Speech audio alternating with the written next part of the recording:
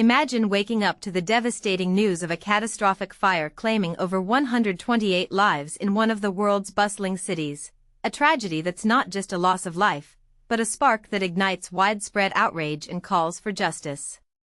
But here's where it gets controversial. As grief turns to demands for accountability, powerful voices from Beijing are stepping in, cautioning against any moves that could disrupt the fragile peace of Hong Kong. This isn't just any story, it's a gripping tale of disaster, politics, and the battle for truth in a place where history's echoes still resonate loudly. Let's dive deeper into what happened, why it matters, and the debates it's stirring up. The incident unfolded at the Wang Fuk Court housing complex in Hong Kong's northern Taipei district, near the border with mainland China. On a fateful Wednesday afternoon in late November 2025, flames erupted and quickly spread through 7 of the 8 towering 32-story residential blocks. These buildings were undergoing renovations, covered in bamboo scaffolding shrouded by green mesh and foam insulation, materials now under intense scrutiny for potentially fueling the blaze. By the time rescue operations wrapped up on Friday, the toll was staggering: 128 confirmed deaths, with 150 people still unaccounted for and feared among the missing. Authorities are meticulously sifting through the charred, hazardous wreckage in the coming weeks, hoping to uncover more remains, though they've already managed to rescue a few pets, a heartwarming silver lining in the midst of sorrow, including 3 cats and a turtle. What makes this fire Hong Kong's deadliest in nearly 8 decades?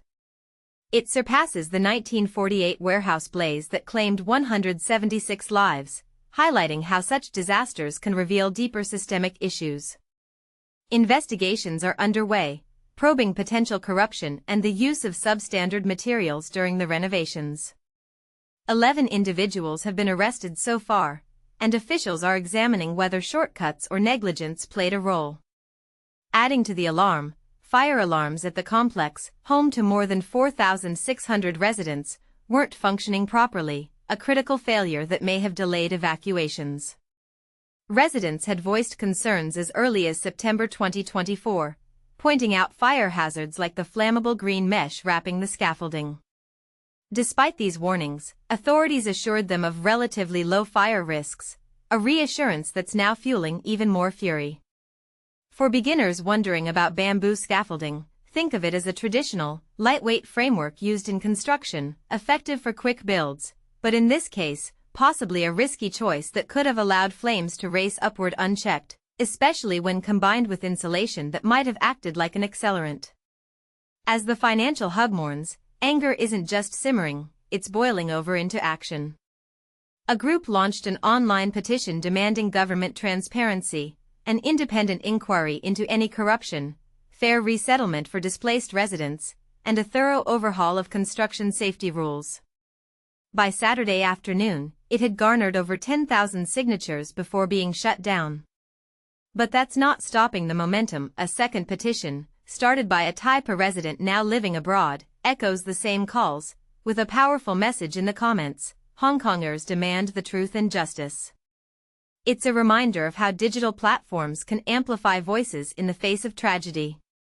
Enter Beijing's stern warning. On Saturday, China's national security authorities issued a blunt alert, urging people to avoid exploiting the disaster for disruption. They vowed that any attempts to disrupt Hong Kong through disaster would face severe consequences under the Hong Kong National Security Law and the Safeguarding National Security Ordinance. This comes amid heightened tensions, recalling the 2019 pro-democracy protests that led to that very law's imposition. Authorities are clearly on edge, wary of any escalation that could mirror past unrest. And this is the part most people miss. While the warning aims to maintain order, it raises eyebrows about balancing justice with control. Is this a necessary precaution to prevent chaos, or a heavy-handed tactic to stifle legitimate grievances? It sparks debate. Does protecting national security mean silencing dissent, especially when people are grieving and seeking answers? Hong Kong police detained at least one person from the petition group on Saturday, including 24-year-old university student Miles Kwan, suspected of inciting sedition related to the fire. The police declined to comment on Sunday. Meanwhile, Donations are flowing in from companies big and small, as well as community groups, to support the victims and their families. The cause of the blaze remains undetermined, but the investigations promise to shine a light on whether safety lapses or deeper issues are to blame.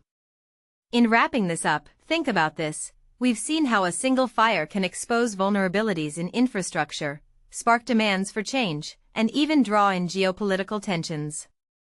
But what if this tragedy is a wake-up call for better building codes worldwide? Or could Beijing's firm stance be justified, preventing opportunistic unrest? I'd love to hear your thoughts. Do you agree that accountability is crucial, or do you see the warnings as overreach? Share your views in the comments. Let's discuss how disasters like this shape our societies and whether we can learn from them without letting politics overshadow the human cost.